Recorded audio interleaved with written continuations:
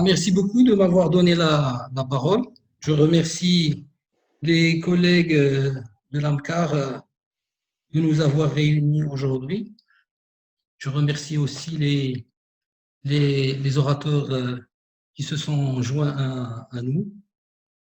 Euh, pour moi, l'AMCAR, c'est toujours le plaisir du beau soleil d'Agadir, mais je pense que cette année, on va dire, ce n'est que partie remise et ça sera l'année prochaine, Inch'Allah.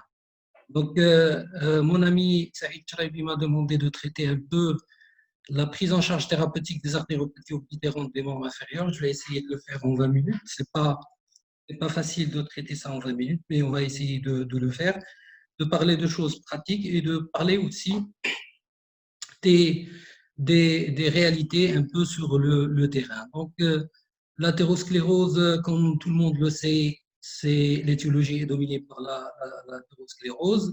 Ce qu'on voit ici aujourd'hui dans notre pratique, c'est que la moyenne d'âge de nos patients est de plus en plus augmentée. Donc, je dirais qu'elle est plus importante. Nos patients ils sont de plus en plus âgés. Et de plus en plus, on voit beaucoup de patients diabétiques. Et donc, du coup, énormément de malades sont aussi, rentrent un peu dans le cadre d'une atteinte polyartérielle et donc où le pronostic vital est mis en jeu. Donc, sur le plan thérapeutique, sur le plan du traitement médical, il y a eu les évolutions que tout le monde connaît un peu dans la gestion du risque cardiovasculaire. Les techniques chirurgicales, elles ont un peu évolué dans la mesure où il y a énormément de techniques chirurgicales qu'on ne fait plus aujourd'hui avec l'avènement de l'endovasculaire. Et surtout, la chirurgie, elle a beaucoup profité de la bonne gestion de l'évaluation du risque cardiovasculaire chez les patients et la bonne gestion anesthésique du per et du post-opératoire et de réanimation dans le post-opératoire des malades. Alors, les techniques endovasculaires, par contre, elles ont explosé. Elles ont complètement, si vous voulez, changé un peu nos pratiques et notre quotidien. Sur le plan pratique, les patients, quand ils viennent nous voir, en général pour une artériopathie des membres inférieurs, on va les examiner cliniquement, on va les classer sur le plan clinique, malades asymptomatiques, malades claudicants ou patients en stade 3, stade 4, donc avec une menace sur le pied. Et chez ces patients, en général, les collègues ils demandent l'index de pression systolique, donc une mesure de l'index de pression systolique, et puis un écho-doppler pour avoir une étude morphologique. Et rapidement, en général, on passe à l'angioscanner. L'artériographie, elle est de moins en moins utilisée. Mais il y a un bémol dans cette pratique, si vous voulez, qui est nouvelle, c'est que le scanner, en général, parfois, il n'est pas très détaillé quand il y a des lésions extensives, des lésions calcifiées, et surtout pour les lésions très distales des artères de jambe. Et donc, du coup, chez des patients, c'est des patients qui vont tomber chez le thérapeute, il va faire une artériographie diagnostique, mais en même temps thérapeutique, parce que de plus en plus, on propose de l'angioplastie aux patients. Et donc, moi, ce que je dirais à mes collègues, c'est quand il y a une artériopathie qui est avérée, vous avez l'écho-doppler, il n'y a pas besoin de demander l'angioscanner, envoyez le patient au thérapeute, c'est à lui de décider. Ça va épargner beaucoup de produits de contraste à vos patients et en particulier les patients diabétiques. Aujourd'hui, on dispose de la technologie pour réaliser des angiographies au CO2 pour les malades qui ont une atteinte rénale et ça se passe très bien. Alors, sur le plan médical, je vais essayer d'insister, à part les classiques que tout le monde connaît, sur l'activité physique. C'est un prérequis pour les patients claudicants. Il faut donner un traitement médical. Il faut exiger de la marche aux patients, une marche plus ou moins soutenue, bien sûr, après la consultation avec le cardiologue. Et ça donne toujours de très bons résultats et une amélioration du périmètre de marche. Alors, la question concernant la prévention antithrombose, le traitement antiagrégant est donné à vie en général, même pour les patients asymptomatiques. On dit que pour les patients asymptomatiques, il se peut qu'on peut ne pas donner l'antiagrégant, mais en général, on le donne. Pour les patients symptomatiques et les patients ayant une revascularisation, c'est bien sûr le traitement à vie. L'association aspirine-clopidogrel, généralement concomitante chez les patients qui ont un stent ou un pontage distal. Alors, la période, ce qui est demandé, c'est de 1 mois jusqu'à 6 mois, mais nous, on donne 3 mois. J'ai un schéma ici de recommandation du Collège américain de cardiologie. Je vais essayer de passer parce que je pense que ma présentation est un peu longue. Alors, qu'est-ce qu'on fait chez ces patients? Il y a les possibilités endovasculaires. Donc, ce qu'il faut savoir concernant le traitement endovasculaire, d'abord, c'est quelque chose de complémentaire à la chirurgie, ce n'est pas opposé. Il faut faire le meilleur compromis pour les patients. Et en général, les équipes qui font le meilleur compromis, c'est les équipes qui font les deux, qui font et la chirurgie et le traitement endovasculaire. Il y a eu beaucoup de progrès techniques, si vous voulez, sur le matériel, sur la technicité et toutes les propriétés des différents matériaux qui sont utilisés sont, je dirais, mieux profilés aujourd'hui, miniaturisés, avec les précisions qu'on a sur les techniques d'imagerie. On fait énormément de choses au endovasculaire. Alors, la dualité chirurgie endovasculaire, on a essayé de la résumer sur les recommandations de la TASC, la Transatlantic Society Consensus, qui a essayé de classer un peu les différentes lésions et dire que pour des lésions courtes, on fait un traitement endovasculaire, des lésions un peu plus longues, c'est chirurgie ou traitement endovasculaire, mais plutôt de l'endovasculaire. Là, vous avez des lésions qui sont plutôt on peut faire l'endovasculaire, mais la chirurgie est mieux. Ici, c'est chirurgical. Ça, c'est pour les lésions aorto-iliaques. Par exemple, un syndrome de Lorich avec une occlusion du carrefour aortique, c'est une lésion qui est bien évidemment chirurgicale. Mais vous allez voir que les choses ne sont pas si simples que ça. Pour les tâches fémoropoplitées et jambiers, c'est pareil, en fonction de la longueur des lésions. Est-ce que les lésions, elles sont sténosantes, occlusives?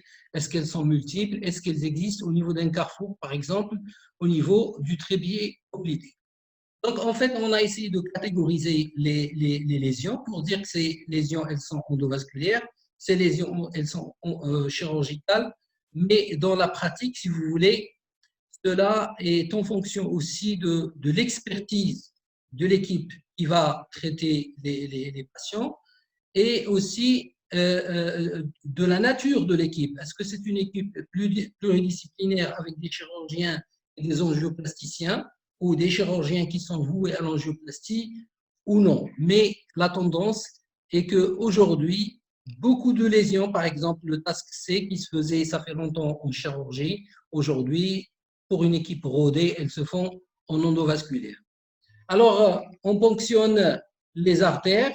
On va essayer d'avoir un abord donc, artériel par une ponction. On met un introducteur, donc un désilé dans la taille en fonction de la lésion qu'on va traiter. Anesthésie locale avec plus ou moins sédation. On peut ponctionner de manière écoguidée. Et donc, l'héparinilisation, elle est quand même importante pour faire des procédures. Alors, le premier temps, c'est de franchir la lésion par un guide. Le franchissement, il est simple pour des lésions sténosantes, mais il n'est pas toujours simple pour les lésions occlusives. Et parfois, on est amené à faire des recanalisations sous-adventicielles. Recanalisation sous-adventicielle, c'est essayer de passer au-dessous de la plaque et récupérer le bon chenal. On peut le faire avec des cathéters un peu particuliers menés d'une aiguille pour essayer de récupérer le bon chenal. Alors, bien sûr, il y a d'autres techniques. À part l'angioplastie, on peut faire l'aptérectomie mécanique. Je vais passer parce que c'est des choses qui se font rarement. Et quand on fait la procédure, on fait une angiographie systématique de contrôle, on fait une compression manuelle de la zone de ponction, ou alors donc on va fermer avec un système de fermeture qui actuellement sont disponibles, ils permettent aux patients de déambuler rapidement.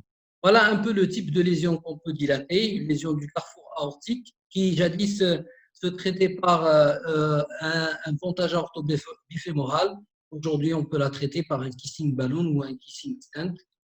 Les lésions iliaques isolées, donc quand on les fait iliaque externe ou iliaque primitive, on essaie de faire un peu attention à l'hypogastrique pour ne pas la couvrir, surtout si l'hypogastrique contralatérale est de mauvaise qualité. Une lésion iliaque, elle peut être traitée de manière contralatérale, si vous voulez.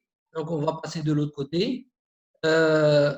Soit qu'on n'est pas arrivé de passer par le bas, ou alors on va traiter cette lésion avec une autre lésion tandem au niveau de l'artère fémorale superficielle. Au lieu de piquer 2 fois, on va essayer de piquer 1 fois et de faire le traitement.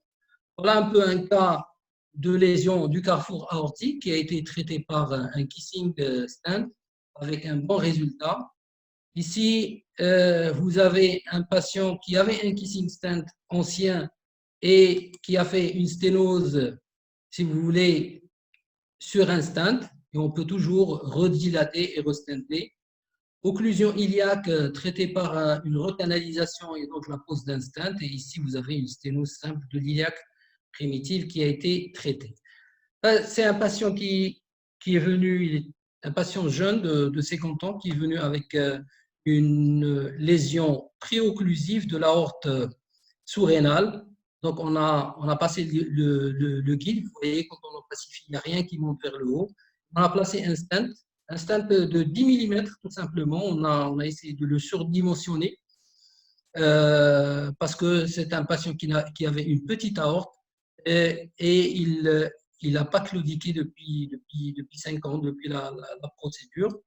Pareil, donc lésion du carrefour aorto-iliaque. Alors, à part les lésions du proximal, on peut traiter aussi des lésions distales infra-inguinales, en particulier l'artère fémorale superficielle. Et vous savez que l'artère fémorale superficielle, c'est un peu l'artère la plus touchée par l'athérome, en particulier chez les patients diabétiques. Donc, un patient qui a une sténose ici, il avait un pontage, il a un très mauvais lit artériel d'aval, il avait une sténose très serrée de l'artère fémorale profonde ici, on a essayé de la dilater par voie contralatérale. Occlusion de la fémorale superficielle depuis son origine, ça c'est des lésions extrêmement difficiles à traiter et il n'y a pas un très bon résultat à long terme, mais on les fait en général pour des malades qui ont une ischémie critique et qui ont des contre-indications chirurgicales parfois. Donc, occlusion de la fémorale superficielle, occlusion de l'artère fémorale profonde, donc un long stent sur la fémorale superficielle et un ballon sur la fémorale profonde avec un bon résultat. Ici, un patient qui a une occlusion moyenne, j'allais dire, de l'artère fémorale superficielle qui a été recanalisée et donc dilatée. Ici, c'est les mauvais malades quelque part. Ça, c'est un patient, on peut lui faire une chirurgie et ça va se passer comme une lettre à la poste. Mais on peut lui proposer une angioplastie. On va proposer une angioplastie, mais il se peut qu'on dissèque et qu'on perde ce segment artériel d'aval. Et donc, il faut faire très attention chez ces patients. Donc, c'est là où je vous dis, parfois, le compromis entre angioplastie et chirurgie, il doit être bien mesuré. Donc, on a fait une recanalisation, on a eu un bon résultat. On aurait pu disséquer cette artère et la chirurgie serait un peu plus compliquée. Un patient qui a une occlusion de la fémorale superficielle, une sténose poplitée, des lésions des artères de jambes, vous voyez, on peut traiter des lésions à multiples étages et on a de bons résultats sur les 3 artères. Pareil, une recanalisation de l'artère fémorale superficielle, angioplastie, et donc déploiement d'un stent auto-expandable long et un bon résultat. Ici, vous voyez une lésion qui a l'air très courte, mais quand on a passé le guide, on a disséqué l'artère, on a forcé un peu, et donc on a eu quand même une rupture artérielle. Et donc, qu'est-ce qu'on fait? On arrête rapidement la procédure, on fait un PFP. On a fait le pontage pour le patient et 1 année après, il revient pour une occlusion. Il a bouché le pontage et il a bouché son artère poplitée qui était déjà malade. Donc, qu'est-ce qu'on fait? On a essayé de recanaliser. Donc, 1 année auparavant, on n'a pas pu recanaliser une lésion courte. Mais une année après, on a pu recanaliser une lésion beaucoup plus longue et on a fait déployer un stent qui traverse l'articulation sur toute l'artère poplitée et on a eu un bon résultat. C'était un sauvetage de membre. Bien sûr, on ne fait des procédures pareilles que pour des sauvetages de membres. Les lésions jambières aussi, c'est un coin de prédilection pour l'angioplastie. Vous voyez, un patient, on a essayé de passer un guide, on a récupéré l'artère tibiale postérieure et on a traité des lésions d'amont. Et vous avez le résultat sur la fémorale superficielle, la poplitée. La tibiale postérieure est donc l'arche plantaire qui est opacifiée. Cette arche plantaire, bien sûr, c'est le gage pour, si vous voulez, apporter que le pied est bien revascularisé. Pareil, angioplastie en kissing balloon pour traiter une lésion de la terminaison du tronc tibio-péronien. Ici, vous avez l'artère tibiale antérieure, la péronnière, avec le résultat et le remplissage du pied, donc qui va permettre la cicatrisation. Ici, vous avez des lésions jambières. On n'est pas arrivé à les recanaliser par le haut. Qu'est-ce qu'on fait? On récupère une artère distale. On va passer le guide. On va essayer de recanaliser en piquant l'artère au niveau du pied. Ça s'appelle la technique de Safari. On crée un téléphérique, si vous voulez, qui va nous permettre de passer un ballon et de dilater. Voilà. Des techniques qui sont un peu astucieuses. Alors, artériopathie distale ou revasculariser en distalité un pied, entre l'angioplastie et la chirurgie, vous voyez, ça peut être le jour et la nuit, hein, surtout pour des patients qui sont un peu grassouilleux ou alors des patients tout simplement qui ont des facteurs de comorbidité qui ne peuvent pas supporter une chirurgie longue. Alors, la chirurgie longue, c'est du standard. C'est ce qu'on faisait il y a longtemps, quoique certaines interventions, on ne les fait plus. Donc, pontage aortobifémoral et la prothèse bifurquée, que tout le monde connaît. Cette opération, elle n'est réservée aujourd'hui que pour une occlusion de l'aorte. Vous voyez? Donc, c'est les patients qui ont une occlusion de l'aorte. Vous voyez, un patient avec beaucoup de circulation collatérale, avec une grosse mésentérique inférieure. C'est un malade qui est en train de pomper du sang de son intestin pour le ramener au niveau des membres inférieurs pour les revasculariser. Et donc, c'est les seuls cas où on fait une chirurgie aortique. Donc, voilà le contrôle d'un pontage aortobifémoral. Un autre patient donc, on devait lui faire un pontage aortobie, et l'aorte, elle était très calcifiée, l'aorte sous-rénale. On est remonté plus haut sur l'aorte thoracique basse. On a fait un ortho fémoral gauche et un pontage croisé. Voilà. Alors, au niveau des revascularisations sous le genou, on ne peut les faire qu'avec de la veine parce que la veine, elle peut traverser le genou. C'est une chirurgie qui est assez longue parce qu'il va falloir aller chercher donc, le substitut veineux et faire la chirurgie. C'est une chirurgie assez longue. Parfois, on peut faire et de la prothèse et de la veine en pontage, si vous voulez, composite ou séquentiel. La chirurgie extra-anatomique est aussi intéressante. Vous voyez, un patient qui a une occlusion iliaque, on n'arrive pas à recanaliser, on ne peut pas lui faire un pontage orthofémoral. Et donc, qu'est-ce qu'on fait? On fait un pontage croisé. La chirurgie axillo-bifémorale est aussi intéressante chez des patients surtout qui ont des contre-indications cardiaques ou respiratoires. Elle est réservée pour des patients en ischémie, si vous voulez, stade 3 ou stade 4.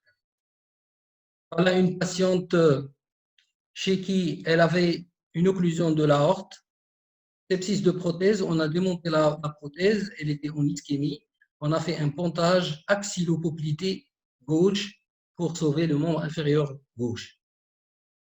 Alors, les techniques hybrides, c'est associer une chirurgie à un geste d'angioplastie. Vous voyez, vous avez un pontage, on peut ponctionner à la fin le pontage et aller, si vous voulez, dilater d'autres lésions plus distales. Ici, vous avez un pontage croisé avec une sténose anastomotique ici qui a été dilatée avec un bon résultat. Ici, un patient qui avait une sténose très serrée, à gauche, une occlusion totale à droite. On dilate le côté gauche, qui est le côté donneur ou porteur du pontage, et on fait un croisé. ça évite une chirurgie aortique aux patients. Alors, l'endovasculaire, il nous apporte aussi la possibilité de faire parfois de la thrombolyse in situ. Je vais passer, je vais demander 2 petites minutes si vous voulez. Donc, passer un patient qui a occlu son stent. Si vous avez un pontage occlu, on a essayé de le thrombolyser et on a le résultat donc, du pontage fémoropoplitique qui est perméable après thrombolyse et thrombose d'un stent, qui est aiguë, donc ischémie aiguë, pareil. Donc, les indications thérapeutiques, je vais essayer de passer rapidement. Pour les malades claudicants, traitement médical. Quand on propose une revascularisation, il faut opter plutôt pour l'endovasculaire. Et quand il y a des lésions à 2 étages, il faut faire un seul étage. Pour les patients en ischémie critique, allez vers la revascularisation. D'abord l'endovasculaire, ensuite les techniques hybrides, ensuite la chirurgie classique. Et bien sûr, c'est des indications pour essayer de faire cicatriser un trouble trophique et sauver un membre.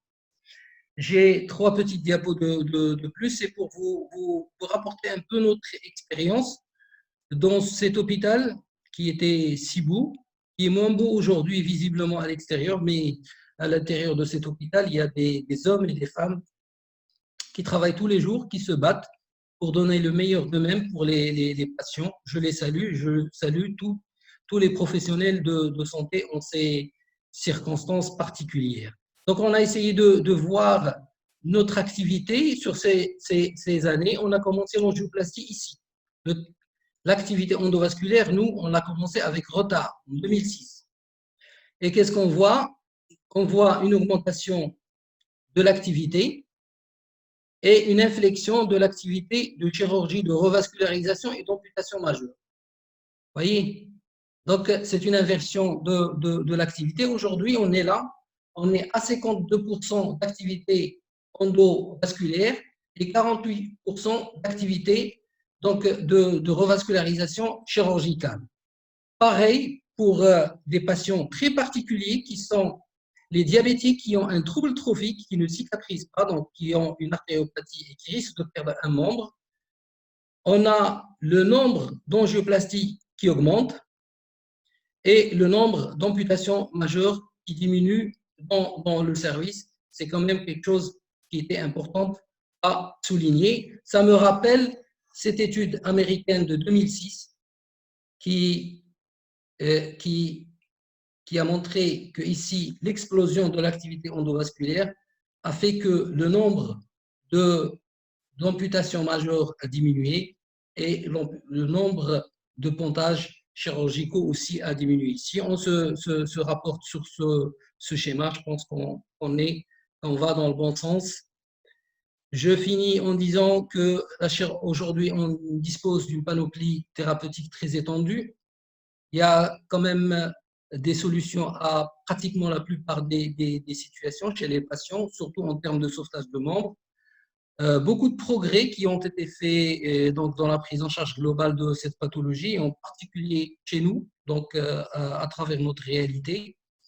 Et puis, bien sûr, forcément, nos patients, ils vivent plus longtemps certainement parce qu'ils sont mieux pris en charge sur le risque cardiovasculaire parce qu'on travaille en équipe. Et puis l'artériopathie, c'est un marqueur d'une maladie qui est générale et qui a besoin d'un suivi à vie. Et je vous remercie.